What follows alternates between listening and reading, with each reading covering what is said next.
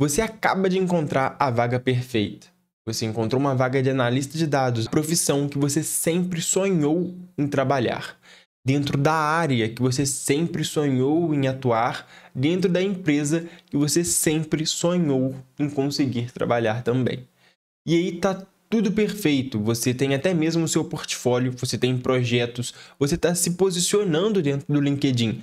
Tá tudo alinhado, mas quando você vai ler a descrição da vaga, você vê que eles pedem duas coisinhas ali que talvez você não saiba tão bem ainda. Duas coisinhas ali que você sabe o suficiente para saber que não sabe tanto ainda.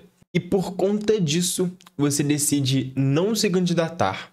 Vou esperar um momento melhor, vou esperar um momento onde eu esteja mais preparado. Eu vou estudar essas tecnologias, essas coisas que a vaga pediu e que eu ainda não dominei e que eu ainda não sei. Nesse momento, você foi o seu primeiro não. Você não deixou o recrutador te eliminar. Você não deixou a entrevista técnica te eliminar. Você não deixou o seu fit cultural com a empresa te eliminar. Você mesmo se eliminou. Por que que você fez isso? Por que que isso acontece? E você já parou para pensar nisso? Você já parou para pensar em quantos nãos você teve dentro da área de dados que nem sequer foi para o recrutador? Foi você mesmo que falou que não, eu não sou capaz, não, eu não consigo, não, eu não vou me candidatar ainda, eu não estou pronto ainda, não estou preparado. Então, de todas as vagas que você se candidatou, isso se você já se candidatou em alguma, se você se candidatou em 20 vagas, por exemplo, você poderia ter se candidatado a pelo menos 50 vagas se você não fosse tão rigoroso, criterioso e se você não fosse tão eliminatório consigo mesmo. Eu digo isso por experiência própria e eu digo isso porque acontece comigo. Se você viver no automático, se você viver de uma forma que você simplesmente não para pensar nas coisas que você faz, nas decisões que você toma, você vai fazer isso. E o que eu quero dizer com isso? Eu não estou falando que você tem que pegar o seu currículo ali de iniciante na área de dados e se candidatar numa vaga da Fórmula 1, que é um dos ápices da área de dados. Não estou falando isso e ter a esperança de conseguir essa vaga, porque isso não vai acontecer. Mas eu estou falando que se você preenche 75%, 80% do que é pedido numa vaga, você já deve sim se candidatar. E deixa que o recrutador decida se você está ou não preparado para aquilo. Deixa que a entrevista técnica decida isso por você. Para de ser o seu primeiro não. Por experiência própria, a vaga que eu tô hoje, atuando hoje, que eu consegui, eu tinha 75% do que era pedido ali. Muitas das coisas que era pedido eu tinha noção de que eu não sabia, ou eu tinha uma noção muito básica do que precisava ser feito dentro daquilo, mas eu tinha uns 80%, 75% do que era pedido. Entrei, em momento nenhum eu menti dentro da entrevista. Eles perguntaram, como é que tá em questão das suas habilidades técnicas na área de dados, habilidade com ferramenta no code, tudo. Eu fui bem sincero, eu falei o que eu sabia, eu falei que eu também estava aprendendo.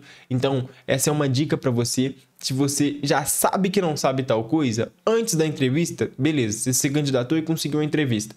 Cara, estuda um pouco sobre aquilo, lê um pouco sobre aquilo, vê alguns artigos, alguns vídeos. E aí, se você for questionado na entrevista, não tenta parecer o gênio, porque você viu um podcast de 1 hora sobre aquele assunto.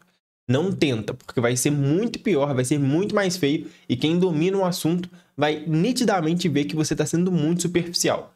Então, não tenta, mas fala até de alguma forma técnica, em alguns termos técnicos, que você está estudando sobre isso, que você já viu tal coisa, que você está se aprofundando e que essa oportunidade com certeza intensificaria ainda mais os seus estudos, proporcionaria ainda mais uma oportunidade de você aplicar tudo isso que você já vem estudando de forma prática. Enfim, conversa ali na sua entrevista, se dê a oportunidade de chegar nessa entrevista para você conversar, para você expor de forma verdadeira o que você está planejando, o trajeto que você está percorrendo. Não minta, não precisa mentir. Seja verdadeiro, seja sincero. Fala o que você sabe, o que você não sabe, o que você está aprendendo, o que você ainda não tem nem noção do que é. É claro que você também vai entrar no jogo. Você não vai, dentro de uma entrevista, começar a se autocriticar de uma forma que vai te prejudicar muito. Então, se a pessoa pergunta, por exemplo, você já sabe SQL? Poxa, caraca, nunca ouvi falar de SQL. O que eu vou falar agora? Pô, não sei SQL, sou muito burro, já devia saber, eu sei disso, já devia estar por dentro disso. Eu sei que a vaga pediu, mas não sei o que é. Você não vai falar isso, entendeu? Se você se preparou para a entrevista e a pessoa fez uma pergunta de uma coisa que você não sabe, o recrutador pergunta, sabe SQL? Você vai falar, eu vi que pede lá na vaga SQL, eu tenho uma noção do que seja, cheguei a pesquisar, cheguei a ver realmente dentro da área, é muito necessário. Precisa muito de SQL. Eu comecei a estudar, estou desenvolvendo isso, ainda não sou um expert, mas eu estou evoluindo a cada dia mais e cada dia mais estudando sobre para conseguir me manter não só por dentro da área, mas também aprender essas ferramentas mais técnicas que é pedido dentro da vaga. Beleza, cara, você falou que não sabe, você fez a pesquisa antes da entrevista, você viu que pedia, que você não sabia aquilo, estudou o básico, falou que sabe o básico e que está aprendendo mais. Ah, mas aí eu não vou conseguir a vaga. Show! Tipo assim, você tentou, você falou a verdade, você não precisou mentir e, acima de tudo, você teve a experiência de entrevista. Então, no final daquela entrevista ali, o recrutador provavelmente não vai declinar com você, não vai te eliminar logo de cara. Ele vai falar que vai ver com o gestor técnico e tal, e depois vai te dar um retorno. Ele vai te dar um retorno depois de uns 2, 3 dias, provavelmente. E aí, quando ele te der esse retorno, você vai perguntar. Você vai perguntar como é que você foi, você vai pedir um feedback sincero, o que você pode melhorar, o que você deve manter, o que você deve tirar dentro da sua entrevista. Conversa com ele. A pior coisa que pode acontecer é você passar por uma entrevista, o recrutador falar que você não foi selecionado e você só falar assim, ah, beleza, obrigado pela oportunidade. Não, pede um feedback. Ah, mas ele não vai me dar um feedback.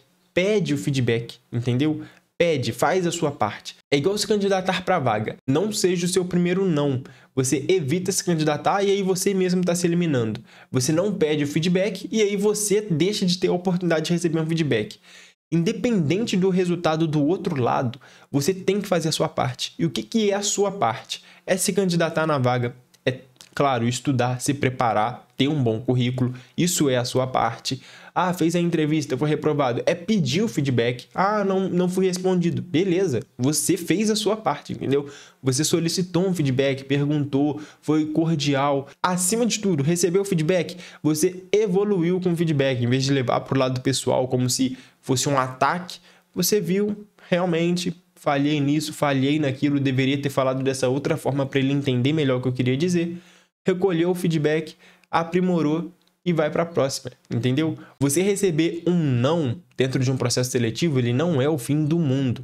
Pelo contrário, você tem que aprender com isso. Se você não aprender, você vai sempre ficar batendo na parede, sempre recebendo não, e nunca vai receber o seu tão sonhado sim. Voltando para essa vaga que eu consegui trabalho hoje, eu sabia 75%, 80%, fui sincero durante toda a entrevista, eu fui para a entrevista, então eu me dei a chance de minimamente ir para a entrevista, eu conversei, eu pedi o feedback e aí fui para outra entrevista, mesmo passando da primeira para a segunda, ainda assim você solicita o seu feedback, você vai para outra entrevista, ele vai te falar ali melhor e tudo e tal, vai conversar contigo, e aí se tiver o teste técnico você faz, se não tiver e você conseguiu a sua vaga, meus parabéns. Mas não leve o processo de se candidatar para uma vaga como algo automatizado. Não pode ser só, beleza, apareceu ali no LinkedIn, candidatura simplificada, cliquei, pronto, me candidatei. Não, não é assim, entendeu? Você tem que tratar isso de uma forma intencional. Você tem que saber quantas vagas você está se candidatando, saber em qual área você está se candidatando. Se é para trabalhar como analista de dados na área de logística dentro de uma empresa de, sei lá, metalurgia, por exemplo. Se é para trabalhar como analista de dados dentro da área de marketing de uma fintech. Saiba qual área você está se candidatando, se aquilo faz sentido com o que você construiu de portfólio, de projeto. Eu tenho um vídeo aqui no canal que fala muito bem sobre o fim do analista genérico, generalista, e esse vídeo eu explico muito bem e explico melhor como você deve se posicionar dentro desse mercado para conseguir a sua vaga. Então, se você tem interesse, ele vai estar passando aqui em cima ou no final desse conteúdo aqui. Se posicione bem lá dentro do LinkedIn, tenha um projeto, tenha um portfólio com os projetos que condizem com a área que você busca, que condizem com o posicionamento que você tem dentro do LinkedIn. Se candidata para as vagas mesmo não tendo 100%, se você tiver uns 70% ali já tá bom. e documenta tudo isso, ó, me candidatei, cria uma planilha, pô, você é analista de dados, não é possível que você não vai analisar os dados do seu próprio processo de migração de carreira. Então cria uma planilha, coloca uma data ali, coloca uma coluna de data, coloca as datas da candidatura, coloca o processo que você está, a etapa do processo seletivo, se você evoluiu no processo ou se não, coloca o feedback que você recebeu, documenta esses feedbacks para você ter isso como um insumo para você ir evoluindo, documenta a área da empresa que você está atuando, que você está se candidatando. Então, por exemplo, se o seu posicionamento é para ser analista de dados de marketing dentro de um e-commerce e você só está se candidatando para ser analista de dados da área comercial dentro de, sei lá, banco, você começa a entender, pô, realmente, meu posicionamento não condiz com as vagas que eu estou tentando. Deve ser isso que está prejudicando aqui a minha taxa de conversão para conseguir, de fato, no final do funil, uma oportunidade para conseguir o meu tão sonhado sim. Então, documenta tudo isso, quantas vagas você se candidatou, quantos por cento dos requisitos ali você tinha, qual currículo você usou, porque o certo é você mudar o seu currículo a cada vaga. Então, mudou o currículo, baixou ele, coloca ele num drive, faz uma pasta com todos os currículos que você tem, anexa ali para você ter isso registrado também, para você saber o que você colocou ali dentro daquele currículo. Documenta tudo isso, faz o seu funil, saiba, ó, beleza, eu precisei me candidatar para 100 vagas, dessas 100 eu consegui 10 entrevistas. Nossa, essa quebra tá gigantesca, entendeu? Você que tá com certeza errando em alguma coisa aí. Talvez você não tá se candidatando para as vagas da área que você tá posicionado. Talvez você tá se candidatando para vagas de sênior e o seu currículo ainda é de pleno. Então, se você documentar, se você acompanhar o seu funil, você vai saber o que está acontecendo, você vai identificar os gargalos. Então, não seja o seu primeiro não. Saiba, claro, que nem toda vaga é para você ainda. Se você quiser, futuramente você consegue buscar vagas ainda melhores. Mas se você cumpre ali alguns por cento dos requisitos, não precisa ser 100%, você vai, se candidata, fala a verdade na reunião, seja sincero, seja desembolado, fala que você vai aprender, que você vai dar um jeito e realmente conseguiu a sua oportunidade. Aí, meu parceiro, aí você aprende, entendeu? Você corre atrás.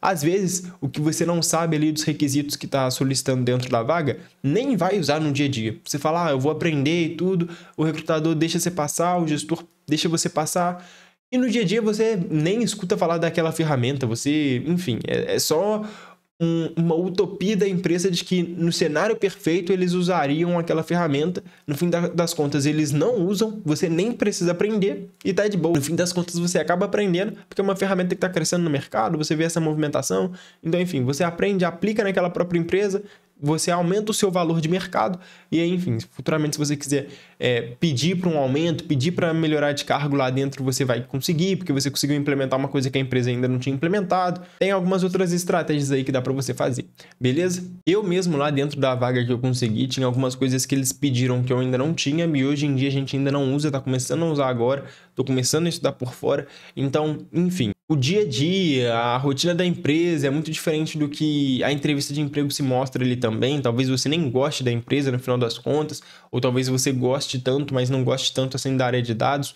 Muita coisa pode acontecer. Se dê a oportunidade de tentar, se dê a oportunidade de conseguir experimentar a vaga, sabe? De conseguir minimamente passar pelo processo seletivo e reuniões, processo seletivo, tudo isso é treinável também, mas você só consegue treinar se você passar por esses processos. Então, provavelmente, sendo muito sincero com você, você não vai conseguir a sua vaga na área de dados na sua primeira reunião. Provavelmente você não vai conseguir isso, mas está tudo bem. A sua primeira reunião ela só não pode ter sido em vão.